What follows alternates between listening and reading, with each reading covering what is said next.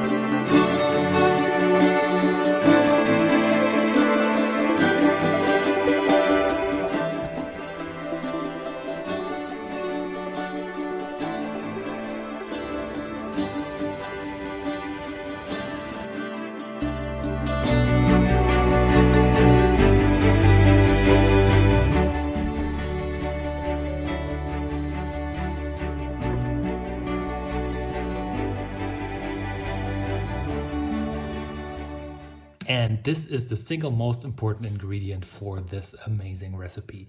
You want to make sure that you have a healthy and active sourdough starter. Since we are making this dough overnight, we can be extra lazy, but this means that our fermentation has to be exactly on point. In my case, the temperature in the kitchen is roughly 23 degrees Celsius. It's going to cool down a little bit. I will be opting for 20% sourdough starter based on the flour. Now, if it's harder for you, then you might have to use a little bit less for this overnight recipe. So this is one thing that you have to keep in mind. The warmer it is, the less sourdough starter you should be using, unless you want to wake up at 4 a.m. and continue working on the dough. So if you want to feel safe, just go for 5 to 10%. But in my case, I know this is roughly going to be ready directly in the morning after I wake up, which should be maybe 11 a.m. Okay, a little bit earlier, but I guess it's going to be ready at 10 a.m. probably. So, yep, perfect. Let's put everything together. And being an engineer, of course, I have to provide you with a spreadsheet that shows your fermentation time depending on how much sourdough starter you're using. I'll be sharing the link to the spreadsheet in the description of the video. But seriously, you have to take this with a grain of salt. I will show you a much more reliable way that will always make you ferment on time. So stay tuned. That's 400 grams of bread flour, 100 grams of whole wheat flour, 325 grams or 65% water. That's room temperature water. It shouldn't be hotter or colder. It should be exactly the same that your room temperature is. Hello, it's me again. Did you miss me? Just wanted to go in detail on the water amount one more time here because this is really important for the success of this recipe. Now the flour that I'm using is a bread flour which has a high protein content, around 15%. The water amount you should be using for your flour is directly correlated to the protein amount inside of your flour. Now let's say you have a flour which has less protein, around 12%, then you want to be lowering the water amount. This recipe calls for a relatively stiff dough because we want to make scoring easier in the end. 10 grams of salt and 100 grams of sourdough starter or 20%. And as I mentioned before, this depends a little bit on the temperature inside of your kitchen. If you're making this recipe for the first time, you don't know how active your sourdough starter is, then go for half that, go for 10% or 50 grams, or if it's even warmer for you, if you live in the tropics, consider going as low as 5% sourdough starter. That way this is going to be ready in the morning when you wake up. And now all we want to do is we want to stir this for around a minute and then start kneading for roughly 10 minutes. You could also be using a stand mixer if you wanted to. This is how your dough should look like after 10 minutes. And then next up, you want to take the dough and continue bench kneading it for another 2 to 3 minutes on your bench. Don't use any flour. This just creates superb amounts of dough strength. The trick here really is that your dough sticks to your bench all the time. So not working with flour, you're using your sticky dough and make it glue to itself. And then once you're done, a really amazing trick comes. We will be extracting a small piece of the dough, and this piece is going to tell us exactly when our dough is done bulk fermenting. Did you see that? The stingy German got himself better sample jars. You can also use any other jar that you have. For this stiff though, we don't have to be so precise. I previously was using some dessert glasses, which I bought together with the dessert in the supermarket. So that's definitely also going to work, but yeah, I figured I'm doing this all the time, then I just got myself those nice fancy plastic jars. We're gonna mark this and put the time on here, and when this doubled in size sometime tomorrow, then we're ready to proceed with this dough. And another great upgrade, I got myself a pen, no longer a rubber band. This is so much better and easier. Now, side note, for my bread flour, I can be opting for a doubling in size. But if you have a flour which has less protein content, let's say less than 14%, then you want to make sure that you don't go for a doubling in size, but you might just want to go for a 50% size increase. The higher the gluten, the longer you can ferment and the more you can inflate your dough, resulting in a fluffier dough. But yeah, I see people running into over-fermentation issues quite quickly. And that's why I recommend you better be safe than sorry. Make sure to keep this as close as possible to the main dough so that there's not that much of a temperature difference. This won't work if your temperature changes too much throughout the day. And then lastly, we need to round up this dough. At a 45-degree angle, I'm pushing into the dough, then I'm pulling it over the surface. Now, if you're a stingy German like me, you can also use that dough scraper and you won't lose any dough on the surface. You really want to have a nice, smooth, round dough ball. And this is looking good. This is ready to now ferment overnight. Oh no, what happened to the kitchen? I was filming an awesome time lapse, which you're lucky to see in a bit. That's why I just had to move to another spot pretty much. In the morning, after waking up, you want to apply a stretch and fold to give your dough a little bit of extra additional dough strength. It became quite extensible overnight. I've been battling with this on my other overnight recipe. And that recipe is hopefully going to come out soon. I'm probably on attempt number 20. So yeah, anyways, this is great and you want to do that after you woke up. And isn't this very satisfying to watch? What do you think? This is the sample increasing in size overnight. At some point I just had to plug in the power cable to the phone so that I could continue recording.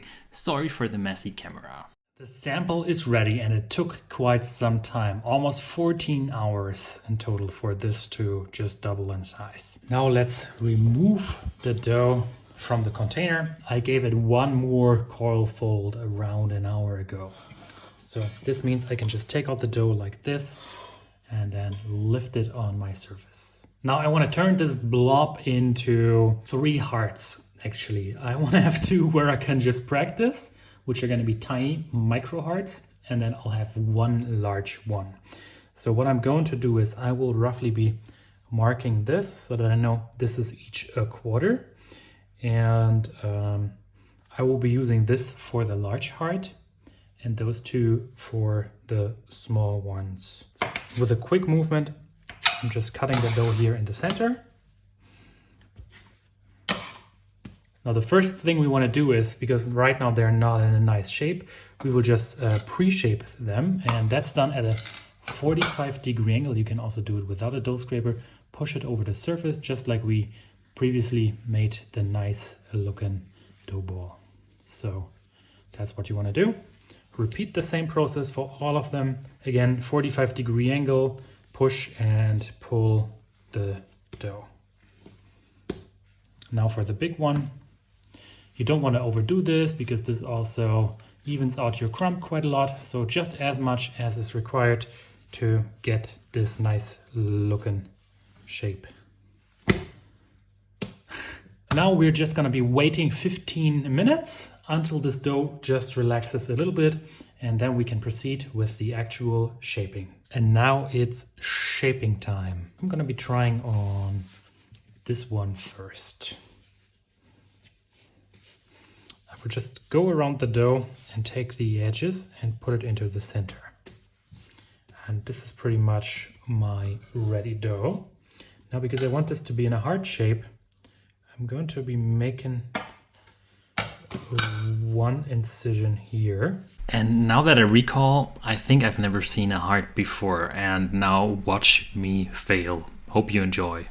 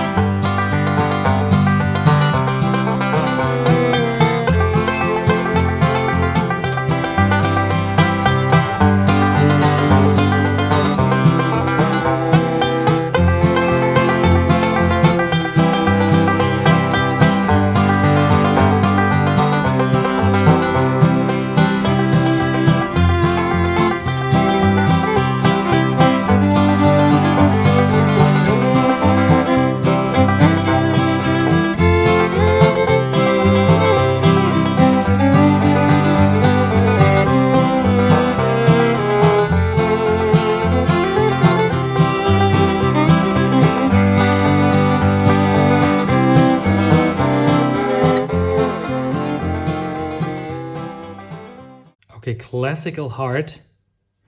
It doesn't have that much of an incision. And at the bottom, it should be a little bit more like that. Okay, so, okay, last attempt I got. I hope this one is gonna turn out a little bit better. So probably not that deep of a cut, and at the bottom, make it a little bit rounder. Let's try.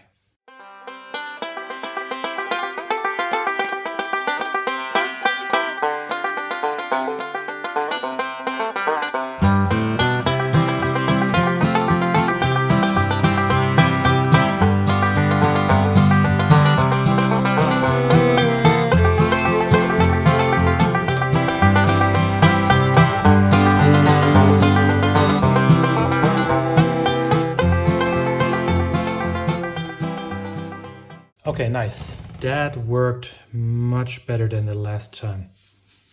Just gonna be giving this a good rub of flour now again, and then I will transfer this to the parchment paper.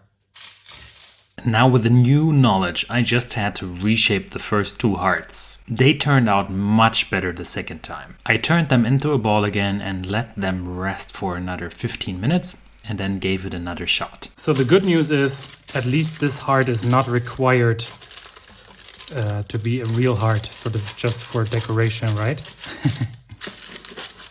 I think nobody wants to live with a heart like that. I'm gonna be doing the same. I will be giving those two shaped hearts also a good wrap and some flour. I do that because I want the dough to dry out a little bit, just a little bit, because that's going to make scoring a lot easier. When are they done? When can I bake them? The moment that I see that I'm putting a dent here and I'm seeing that this dent is recovering very, very slowly. This is going to be gone in around a minute or so. Based on my experience, this is going to take you maybe 1 to 3 hours. It depends also on your ambient temperature, for instance. So that's how long you want to wait. And then those will go directly into the oven.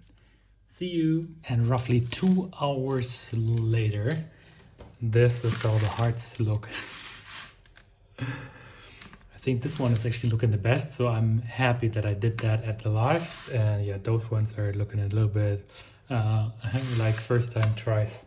But still, I think they're gonna turn out just fine. Now I will be using a razor blade and I will be doing some scoring on the bread. And I'm gonna try it again on the small ones first, just to see how that's working out. And the dough also dried out a little bit, and this is going to make scoring also easier. I want to be making another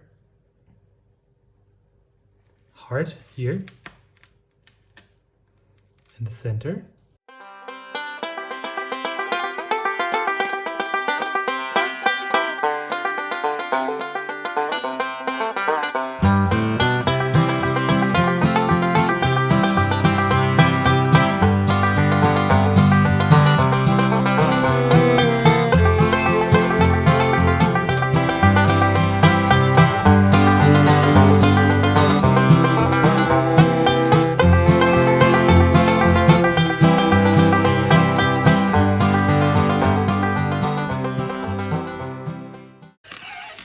Sort of an inception heart. Oh, I wish I could write something on this, but I'm just gonna leave it like it is.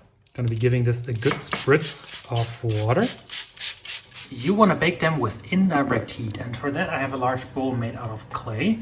There I'll be placing boiling water. All that steam is gonna go upwards, and then it will be trapped right below this tray. I did not heat this tray, I just placed it in the oven, and everything overall has been preheated to the max for 30 minutes at 270 degrees Celsius. So this is very hot and the water is going to evaporate. You want to make sure that you have a heat resistant bowl, maybe something out of metal or so, or you could even use your Dutch oven, and this really creates an amazing dough sauna pretty much. Make sure that you don't use the fan of your oven, just upper and bottom heat. I'm changing the temperature also to 230 now. Yeah, and let's do it. And this boiling water is gonna make the big difference. You just have to be careful that they don't touch your top tray, but I think that should be good. I'm gonna be closing this now, and then I will be baking this for 15 minutes with steam, and then I'll remove the source of steam. And it has been half time, and this is how they look like. I'm gonna be finishing them now without steam for now. And are you ready for the end result? Here we go. Not too bad for the first attempt, but definitely I recommend you to try to also make a few smaller buns out of this just to practice this.